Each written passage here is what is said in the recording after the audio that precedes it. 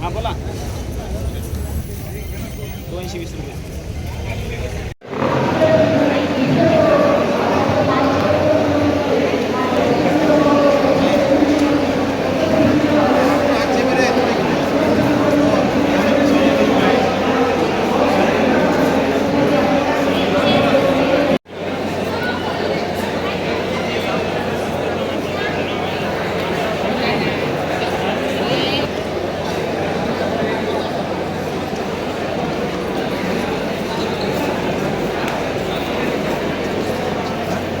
क्या प्रॉब्लम तुम्हारा ठीक है.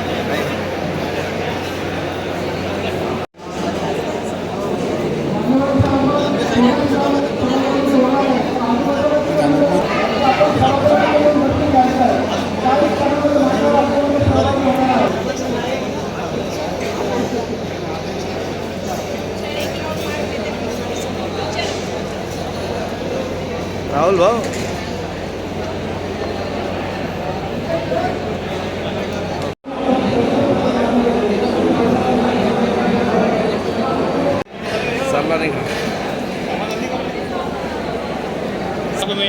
पगार कितीचं चालू आहे.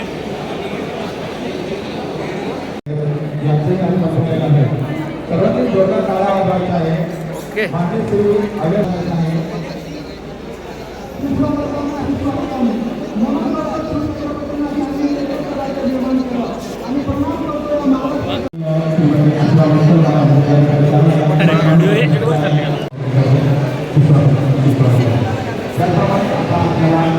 Bisa kan?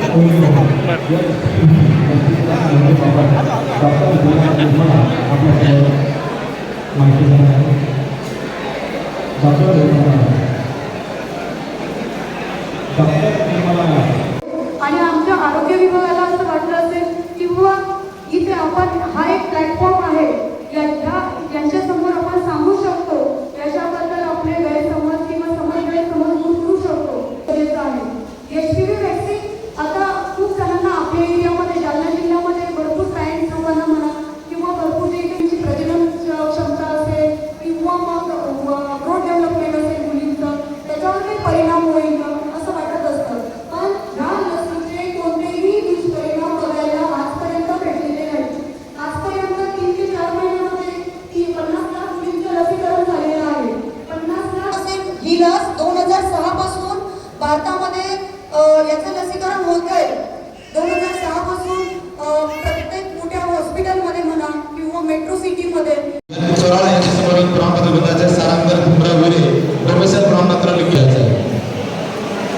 महिला बाल कल्याण विभागाच्या वतीनं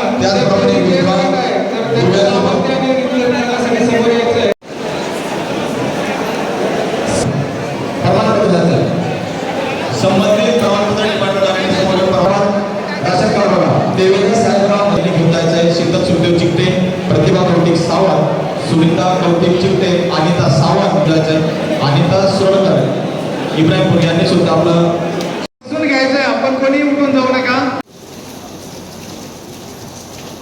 लोक कल्याण यांचे हातातून आणि महाराष्ट्राच्या कल्याण ज्यांच्या हातातून झालेला आहे जे आपले सगळ्यांचे आदर झाले असे छत्रपती शिवाजी महाराज यांची पावन स्मृती आणि आपले स्वर्गीय अजितदादा पवार साहेब यांची जयंती निमित्त आज छत्रपती शिवाजी महाराज महाराजस्व अभियान भोकरदन तालुक्यामध्ये भोकरदन सब डिव्हिजनमध्ये आपण आयोजित करत आहोत. आजचा दिवस मला असं वाटते खूप महत्त्वपूर्ण आणि अद्भुत आहे. आजच्या कार्यक्रमासाठी उपस्थित आहेत माननीय आमदार संतोष दांगे साहेब तसेच नगराध्यक्ष समरीन नाथजी भोकरदन शहर तसेच उपस्थित सर्व नगरसेवक उपस्थित सर्व सरपंच सर्व लोकप्रतिनिधी व्यासपीठावर उपस्थित सर्व मान्यवर व माझे सहकारी उपविभागीय अधिकारी सुकेशजी पगारे मॅडम तसेच दोन्ही तहसीलदार गट विकास अधिकारी मुख्य अधिकारी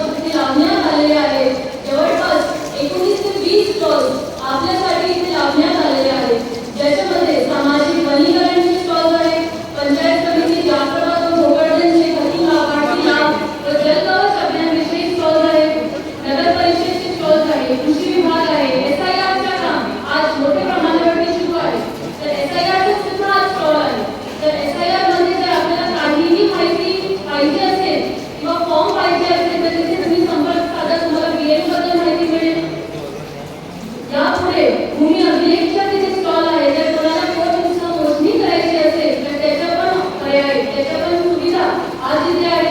महिलांसाठी महिला व बाल विकास यांची स्टॉल आज इथे आहे. आपण जे बेबी किट देतो ते आपण तिथे देणार आहोत. आणि हेतू विभागाचे तर भरपूर स्टॉल जिथे आहे, जसं की जीवन साकाराची मोहीम आहे, सर्वांसाठी घरे आहे, अशी वेगवेगळी प्रकारची स्टॉल्स आहे. आणि आज आपल्यासाठी खास तर एक जे आपण इथे सुविधा दिलेली आहे ते आहे आरोग्य विषय. आज मला असं वाटतं की तुम्ही इथे जर आलात तर कमीत कमी एक गोष्टी तर तुम्ही परत घेऊन जायला पाहिजे. त्याच्यासाठी जे काही वेगवेगळे दाखले कागदपत्र आहेत तर आहेत, त्याच्यासोबतच नक्की तुम्ही तुमची आरोग्य तपासणी करून घ्या. शुगर किती वाढलाय, बीपी किती आहे, त्याच्यात मला बोध होणार आणि त्याच्यासोबतच मेडिसिन म्हणजे औषध पण इथेच मिळणार तुम्हाला मोफत. तर आज तुम्ही इथे आलात तर काही ना काही बरीच गोष्टी तुम्हाला परत मिळाली पाहिजे असं मला वाटते. आज काही विषयावरती बोलू इच्छिते माननीय आमदार साहेब, आणि माझं आता बोलणं सुरू होतं तर एक गोष्टी आम्ही चर्चा केली आणि ते फार महत्त्वपूर्ण गोष्टी आहे या वर्षासाठी, ते आहे पाण्याची समस्या. आपल्याला मी सगळ्यांना सांगू इच्छिते की हे जे वर्ष आहे म्हणजे 2026 ते 2027 हे जे वर्ष आहे त्याच्यामध्ये पाणीचा सगळ्यांना त्रास भासणार आहे अशी प्रेडिक्शन आहे. त्याचे कारण आहे की आपल्या समोर एक मोठा संकट एल निनो म्हणून उभा आहे. हे जागतिक कॉन्सेप्ट आहे एल निनो. याच्यामुळे काय होतात, सगळीकडे जे तापमान आहे त्याच्यामध्ये हवाचा जे रूप आहे ते बदलतात आणि म्हणून बरेच ठिकाणी दुष्काळ पडण्याची शक्यता नाकारता येत नाही. आणि म्हणून शासनाने मला सांगितलंय की तुम्ही अगोदर पिण्याच्या पाणीसाठी आरक्षण द्या, नंतर इतर गोष्टी आपण ठेवू. आणि या व्यतिरिक्त एक गोष्टी जे आपण सगळेजण करू शकतो ते फार महत्त्वपूर्ण आहे, ते आहे पाण्याचे संरक्षण. आज मी प्रत्येक व्यक्तीसोबत इथे बोलू इच्छिते, कारण हे काम फक्त प्रशासनाचे आहे असं बोलून आपण मोकळे होऊ शकत नाही. हे जन आंदोलन आहे पाणीसाठी आणि त्याच्यामध्ये प्रत्येक व्यक्तीचा सहभाग पाहिजे. आपल्याला सगळ्यांना मिळून जास्तीत जास्त जलतारे उभे करायचे आहेत. जलतारे काय असते आपल्याला सगळ्यांना माहिती, शोषखड्डे कसे असतात. शोषखड्डा आणि जलतारा वेगळी बाबी आहे, ते सेम नाही, वेगळी आहे पण ते सारखे आहे. जलतारा जे आपण करतो त्याच्यामध्ये 4x4 चा एक गड्डा करावा लागेल, 4 फीट बाय 4 फीट, आणि त्याचे जे खोल जे डेप्थ आहे ते पाहिजे 6 फीट. आणि मग त्याच्यामध्ये आपल्याला सारखे एक प्रकारचे दगड टाकायचे आहे 5.5 फीट पर्यंत. हे आहे जलतारा. तर आपल्याकडे भरपूर टेक्निकल पर्सन आहे ज्यांना माहिती आहे जलतारा काय असतं. आपले पूर्ण यंत्रणाची ट्रेनिंग याविषयी झालेली आहे. मी आपल्याला आवाहन करते, प्रत्येक व्यक्ती आज मला तुम्ही जर एक प्रॉमिस दिला की कमीत कमी तुम्ही घरी जाऊन तुमच्या शेतामध्ये 2 जलतारे करा, कुठेही करा, साईडला करा, जिथे पाणी साठा होतं तिथे करा, पण 2 जलतारे नक्की करा. काय होणार की तुम्ही 2 जे जलतारे करणार त्याच्यामध्ये तुम्हाला मोठा लाभ मिळणार आहे. पाणी जे वाया जातो, पाणी जे वाहून जातो ते न वाहता सगळं पाणी गोडा होणार आणि खाली जाणार, पाणी जमीनची खाली जाणार. तर हे फार मोठी गोष्टी आपल्याला सोयीस्कर पडणार. नंतर नोव्हेंबरच्या नंतर जेव्हा खरोखर दुष्काळ पडण्याची संभावना आहे तेव्हा आपल्याला दुष्काळ काही भासणार नाही. सगळ्यांसाठी पाणी असणार, विहिरीमध्ये पाणी नसणार. याचा टेक्निकल व्हिडिओ पण आम्ही नंतर सगळ्यांना पाठवतो. या व्यतिरिक्त दुसरा पण मी एक आवाहन करते पाणीविषयी. आपल्याला जास्तीत जास्त बंधारे करायचे आहेत. आपल्याला माहिती असते बंधारे काय असतात, ते आपण बोलूया घेतो त्याच्यामध्ये मुरुम माती टाकून नद्या जे आहेत अडवतो, पाणी अडवतो, कारण जास्तीत जास्त पाणी साठा करायचे आहे. तर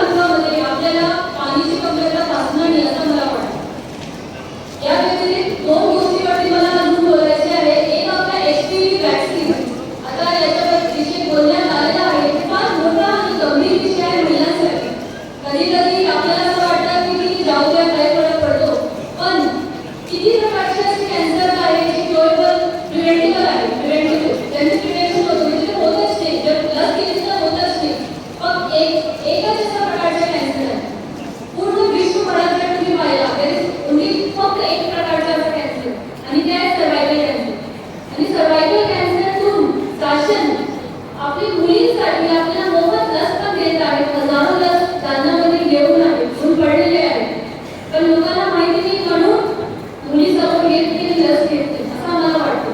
मी आपल्याला सांगू इच्छिते की मी सीओ मॅडम इनू मॅडम तुम्ही त्यांना पण ओळखत असतात, कमिशनर मॅडम, आम्ही सगळ्यांनी हे लस घेतलेली आणि हे लस घेऊन काही त्रास होत नाही, काही साईड इफेक्ट्स नाही असे जे काही अफवा पसरलेली आहे ते आपल्याला त्याच्या पार करावं लागेल आणि जर केलं तर आपली मुलींना संरक्षण मिळेल ते आपण नक्की करूया. आणि एक विषय परत मुलींसोबत निगडीत आहे ते आहे बालविवाहाबद्दल. आपले पूर्ण क्षेत्रामध्ये बालविवाह होता कामा नये. ते फार महत्त्वपूर्ण विषय आहे. त्याच्यासाठी जर आता यापुढे कुठल्याही प्रकारचा बालविवाह झाला तर माननीय आमदार साहेब मला असं वाटते की आता आम्ही प्रशासनावरती जबाबदारी फिक्स करू. आमचे पोलीस पाटील असतील गावामध्ये, आमचे पोलीस पाटील आहे, तलाठी आहे, आमचे ग्रामसेवक आहे, कृषी सहाय्यक आहे, तर याची सगळी आपली यंत्रणा आहे. आम्ही त्यांच्यावर जबाबदारी फिक्स करणार आहोत पण त्यांना सरकार तुमच्या लागेल. तर तुम्ही असा मुलांनी त्याची दक्षता घ्या. आपल्याकडे भरपूर अशी मुलं आहेत जे स्थलांतरण होत नाही, की आई वडिलांकडे राहतात. जेव्हा आता स्थलांतरचा सीझन सुरू होणार आहे ऑक्टोबरमध्ये दिवाळीनंतर, तर अशा मुलांसाठी सुद्धा आपण काही ना काही योजना करतो. तर आज बोलण्यासारखं बरेच काही आहे पण वेळेच्या अभावामुळे मी आज इथेच थांबते. हे जे कार्यक्रम आहे ते जनतेसाठी आहे, लोकांसाठी आहे. माननीय आमदार साहेबांची मार्गदर्शनाखाली इथे खूप सुंदर कार्यक्रम आयोजित करण्यात आलेला आहे प्रशासनामार्फत आणि मी त्याच्याबद्दल अभिनंदन सुद्धा करते आमची पूर्ण टीमच्या, ज्यांनी एफर्ट्स घेऊन प्रत्येक गोष्टी स्वतः बघून त्याच्यामध्ये ते आयोजन केलं आहे. तर मी एसडीएम मॅडम, दोन्ही तहसीलदार, व्हिडिओ, मुख्याधिकारी आणि एक एक व्यक्ती ज्यांनी याच्यामध्ये विशेष सहकार्य केलं आहे त्यांच्या मी नाव घेऊ इच्छिते आणि त्यांचे अभिनंदन करते. मी सगळ्यांना शुभेच्छा देते. हेच सांगते की तुम्ही इथे आलात तर जाताना नक्की 2-3 गोष्टी तर तुमच्या हातात पाहिजे की आम्हाला नवीन भेटणे, नवीन काही माहिती मिळाली, नवीन काही गोष्टी मिळाली आणि हेल्थ चेकअप तर नक्की तुम्ही करून घ्या. आपला मॅस्कॉट आहे ते जालना मित्र आहे का? जालना मित्र सगळीकडे फिरतोय तर त्याच्यासोबत सेल्फी काढून पण सोशल मीडियावरती शेअर करा की आम्ही जालन्याचे नागरिक आहोत, आम्हाला अभिमान वाटत आहे की आम्ही जालन्यामध्ये राहतो आणि आपण जालन्यामध्ये काय कॉन्ट्रीब्यूट करू शकतो त्याच्यावरती चर्चा करूया. हे करून मी सांगते. जय हिंद, जय महाराष्ट्र, जय श्री. संघामध्ये आपल्या राज्याचे मुख्यमंत्री आदरणीय देवेंद्रजी फडणवीस आहेत, तसेच आपले अजित दादा जे आज आपल्यामध्ये नाही आहेत, त्याचे दिवंगत अजितदादांच्या जयंतीच्या औचित्य साधून आपल्या या तालुक्यामध्ये छत्रपती शिवाजी महाराजांचं अभियान हे जवळपास 19वा अभियानाचा कार्यक्रम या ठिकाणी होतोय. तुम्हाला माहिती की आपल्या प्रत्येक जिल्हा परिषदच्या स्तरावर आपण छत्रपती शिवाजी महाराजत्व अभियान मागच्या काळामध्ये त्या ठिकाणी आयोजित केलं होतं. आता आज अजितदादांची जयंती आहे किंवा आपल्या राज्याचे मुख्यमंत्री देवेंद्रजी फडणवीस साहेबांचा वाढदिवस आहे. अशा दिवशी राजकारणामध्ये खरं तर आपल्याला माहिती आहे विविध कार्यक्रमांचे बॅनरबाजी ज्याच्यातून जनतेला कुठल्याही प्रकारचा फायदा होत नाही किंवा फळं वाटण्याचा कार्यक्रम निवड दाखवायचा, परंतु त्या ठिकाणी ठोस सामान्य माणसाला फायदा होणार नाही अशा प्रकारचे कार्यक्रम आयोजित केले जातात. पण बांधवांनो, आज परत एकदा या तालुक्यातील जनतेच्या सेवेसाठी राज्याचे महसूल मंत्री बावनकुळे साहेबांनी एकदा आम्हाला सर्वांना परत आदेश दिला की एकदा परत हे छत्रपती शिवाजी महाराज महाराजस्व अभियान हे तुम्ही घ्या आणि जे लाभार्थी असतील अशा लाभार्थ्यांना नक्कीच त्या ठिकाणी बोलवा, आमंत्रित करा आणि त्यांना लाभ मिळवून द्या. आत्ताच मला तुम्ही सांगितल्याप्रमाणे कृषी विभाग असेल, आरोग्य विभाग असेल, महसूल विभाग आहे, त्याचबरोबर वेगवेगळे हे जे काही शासकीय विभाग आहेत यांच्या माध्यमातून आता आपण या ठिकाणी लाभ वाटप करणार आहे. खरं तर मी राज्य सरकारचा प्रतिनिधी म्हणून या राज्याचे मुख्यमंत्री देवेंद्रजी फडणवीस साहेब यांचं मनापासून आभार व्यक्त करेल. कारण की कलेक्टर मॅडमने आपल्याला आता सांगितलं की शेतकरी अनेक संकटातून जात असताना आता नव्याने एक नैसर्गिक संकट आपल्यावर असणारी संकट या ठिकाणी कोसळण्याची शक्यता आहे. जून काय केला म्हणजे कोरोना गेला, पाहिजे तेवढं पर्यटन जून मध्ये झालं नाही. जुलै सुद्धा कालपासून आता हे काहीतरी थोडंफार वातावरण तयार झालं, परंतु जुलै सुद्धा जवळपास गेलेला आहे. आणि अशा परिस्थितीमध्ये शेतकरी म्हणून तुम्हाला सगळ्यांना माहिती आहे की मागच्या काळामध्ये आपण घोषणा केली होती की सरकारच्या वतीने या राज्यातील शेतकऱ्यांची कर्जमाफी केली जाईल आणि ती कर्जमाफी त्याची घोषणा मागच्या अर्थसंकल्पीय अधिवेशनामध्ये मुख्यमंत्र्यांनी केली. परंतु त्याच्यामध्ये काही त्रुट्या होत्या.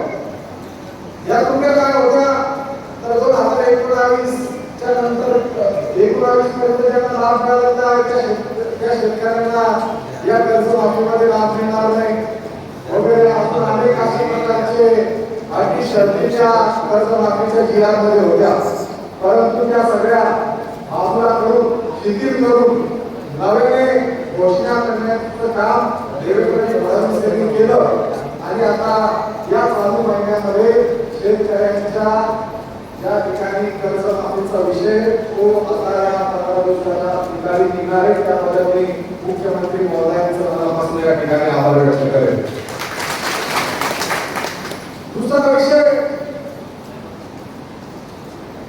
मला अजूनही आठवतं की जेव्हा मी आमदार होतो 2014 पूर्वी या भागाचा लोकप्रतिनिधी दिली किंवा विरोधी पक्ष नेता म्हणून आपल्या तालुक्यामध्ये आपण वेगवेगळे आंदोलन केले, मोर्चे केले, रास्तारोको केला, अजूनही आमच्यावर गुन्हे दाखवले, आपल्या तुमच्यापैकी काही सहकाऱ्यांवर गुन्हे दाखवले, त्यावेळेस केसेस अजूनही चालू आहे. परंतु गुन्हे काय होते किंवा आपण आंदोलन मोर्चे उपोषण कशासाठी करायचो, रास्तारोको कशासाठी करायचो तर आमच्या गावातला शेतीचा मास मारला जाणारा म्हणून उपोषण, म्हणून आंदोलन, म्हणून रास्तारोको, म्हणून मोर्चा, कापसाला भाव नाही, सोयाबीनला भाव नाही, त्याच्यासाठी आंदोलन, मोर्चे, रास्तारोको ही आपण त्या ठिकाणी मागच्या काळामध्ये रस्त्यावर उतरायचो.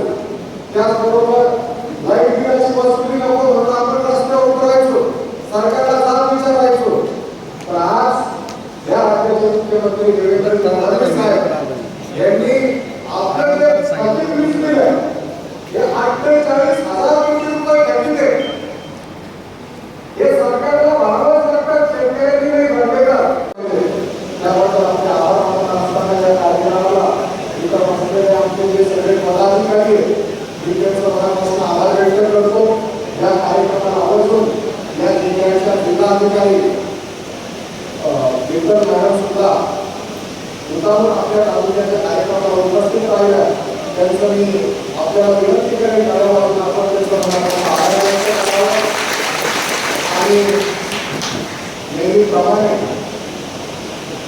हा कार्यक्रम यशस्वी करण्यासाठी आपल्या तालुक्याचे जे अधिकारी जे कर्मचारी यांनी जे प्रयत्न या ठिकाणी हा कार्यक्रम यशस्वी करण्यासाठी घेतले त्याबद्दल मी त्यांचे मनापासून निश्चितपणे आभार व्यक्त करतो. मग एसडीओ मॅडम असतील, तहसीलदार असतील, व्हिडिओ असतील, या सर्व अधिकारी आणि त्याचबरोबर वेगवेगळ्या कृषी अधिकारी असतील, आरोग्य अधिकारी असतील किंवा एकूण सर्व संबंधित अधिकारी कर्मचाऱ्यांचे या ठिकाणी या कार्यक्रमाबद्दल मी मनापासून आभार व्यक्त करतो. आणि मित्रांनो, हा कार्यक्रम संपल्यावर जवळपास 20 स्टॉल वेगवेगळे लावलेले, प्रत्येकाची आरोग्य तपासणी असेल, वेगवेगळ्या योजनेचे लाभ कसे मिळवायचे त्या संदर्भात मार्गदर्शन असेल, ते आपण नीट व्यवस्थितरित्या समजून आपल्या गावापर्यंत ते घेऊन गावातील नागरिकांना सुद्धा त्या संदर्भातली माहिती द्यावी. व्यवसायाचा प्रोग्राम त्या ठिकाणी चालू आहे, तो सुद्धा अतिशय महत्त्वाचा प्रोग्राम आहे. त्यामध्ये आपला सहभाग, कुटुंबाचा सहभाग अधिक नोंदवावा यासाठी सुद्धा मी आपल्याला या मंचावर विनंती करतो. आणि आपण एवढ्या पावसामध्ये या कार्यक्रमाला उपस्थित राहिला त्याबद्दल आपल्या या तालुक्यातील तमाम जनतेचे, माता भगिनींचे, आमच्या वडील नायकांचे आणि माझ्या सर्व सहकाऱ्यांचे विशेष करून मी या कार्यक्रमामध्ये आभार व्यक्त करतो आणि माझं आपल्याला संपवतो. धन्यवाद.